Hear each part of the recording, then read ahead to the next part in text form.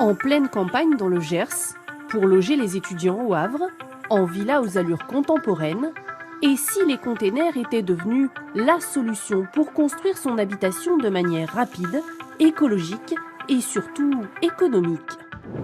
Dans ce lotissement des Alpes-Maritimes, c'est une maison semblable aux autres. Impossible de le voir aujourd'hui, mais elle a été construite en 2018 avec 3 containers.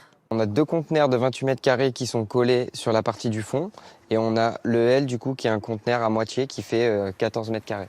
70 mètres carrés au total que Maxime Manzone partage avec sa femme et sa fille.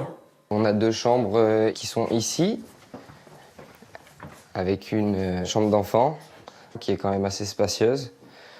Et on n'a aucune visu qui nous dit que c'est des conteneurs, quoi. Une maison qu'il a payée 130 000 € clé en main il y a bientôt 5 ans, 30% de moins selon lui qu'une construction classique. Et grâce à l'isolation placée de chaque côté des containers, Maxime Manzone est aussi gagnant sur sa facture de chauffage. Ça garde très bien la chaleur.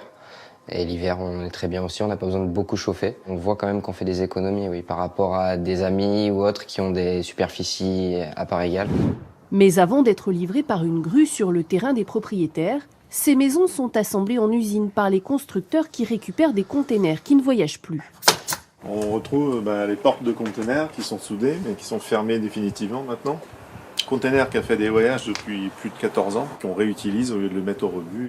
Ce constructeur de l'Hérault reçoit plusieurs demandes par jour pour ce modèle de maison container, 4 pièces pour une superficie totale de 81 mètres carrés, qu'il promet à moins de 100 000 € grâce à des économies d'échelle sur les travaux réalisés en un seul lieu et très rapidement. Nous, on a à peu près un mois de construction et quand ça arrive sur le chantier, la première journée, la maison est assemblée, elle fonctionne, le chauffage fonctionne, l'électricité fonctionne et l'eau est en route. Mais ces maisons sont-elles aussi solides que des constructions classiques ? C'est ce que garantit Stéphanie Mély, qui livre une dizaine de maisons containers par an dans le sud-est de la France. Le container est prévu pour résister à toutes les intempéries lors du fret maritime. Donc on va être sur un matériau beaucoup plus robuste, sur un matériau qui va même être antisismique. Donc même si on n'a pas des séismes tous les jours, ne serait-ce que les mouvements de terrain, déjà vous n'aurez pas de fissures de façade ou de dégradation.